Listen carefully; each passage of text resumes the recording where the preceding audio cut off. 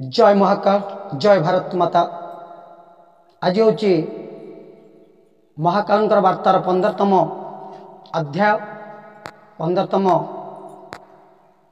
विचार चिंताधारा महाकाल भारत माता। आज प्रसंग हूँ वानप्रस्थ संस्कार। वानप्रस्थ संस्कार क्या कह जाए, तार परिभाषा कौन, तार संज्ञा कौन, आसतु जानिबा। आम महाकाल वार्ता माध्यम जेतेबेले जड़े व्यक्ति तार संतान संतान समस्त दायित्व शेष करदेला परे, तार पुओ झील को बड़ करी विवाह करदेला परे, समस्त दायित्व निजर समस्त दायित्व परिवार समस्त दायित्व से अर्पण कर दे थाए निजर पुत्र मान पाखरे।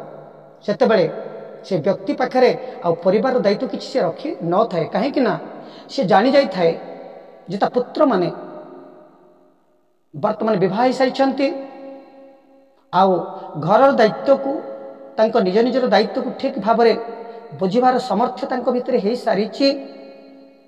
से समय से व्यक्ति कौन करिबो ना निजको निज भितर थिबा शक्ति को, निज भितर थिबा प्रतिभा को, निज भितर थिबा क्षमता को, निज भितर थिबा धन संपत्ति को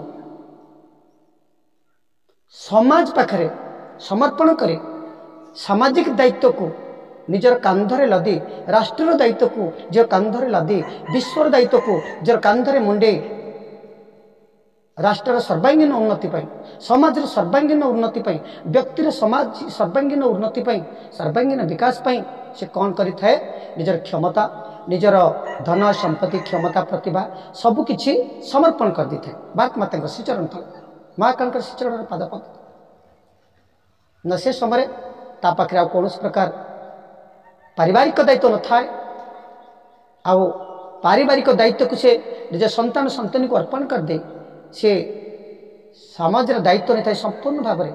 जे आज भारत माता देखुंट तार जो मानस पुत्र मान अच्छा 150 कोटी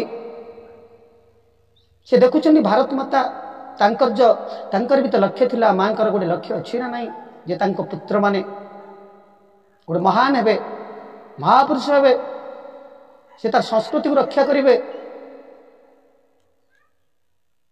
भारत मातर मान सम्मान इज्जत को रक्षा करेंगे, मार स्वप्न को साकार करेंगे, मार भी लक्ष्य थाए।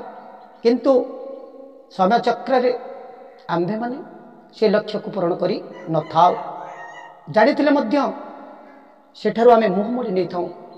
वास्तव में मार लक्ष्य को, मार स्वप्न को, मार उद्देश्य को आमे माने एड़े दे थाऊ।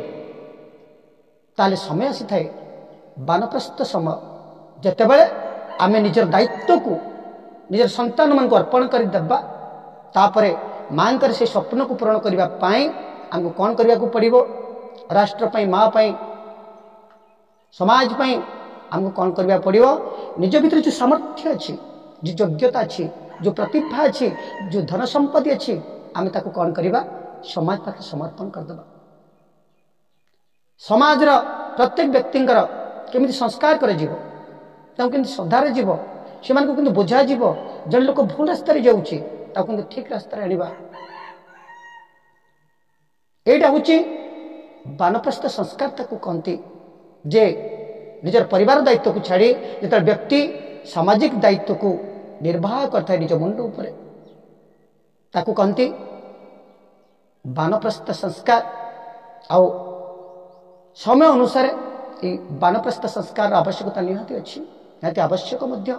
आज भारत माता आवश्यक करुच्ची वानप्रस्थ मान को अपेक्षा करिछि अश्रु जल जल करी। तेणु निवेदन करी आज भारत माता तरफ महाकाल तरफ जो देवस्वरूप भाई माने आज से स्थिति रे पहुंची जाइछन्ते, निज ऊपर किसी दायित्व नहीं, परिवार ऊपर दायित्व दे देछन्ते, सेमान को आज भारत माता अपील करुछन्ते जे हे मोर मानस पुत्र माने, तमे माने मोर स्वप्न को साकार करो। तमे माने आज जो समाज रे जो स्थिति अच्छे से समाज स्थिति बिगड़ी जाइए, दोहली जाइए, चहली जाइए, ताकू केमिति ठीक करा जीवो तेणु तुम मैंने लगी पड़ जमी लगी गांधी गोपबंधु देश को स्वाधीन करने ताठार भी आहरी आवश्यकता अच्छी। तेणु कौन कले हम ना निज भितर देवत्व शक्ति को जागृत कर, कारण दैवी शक्ति निज भितर अच्छे आत्मा रूप से शक्ति को जागृत कलापर ही आपण मान भितर से भावना जागृत हम।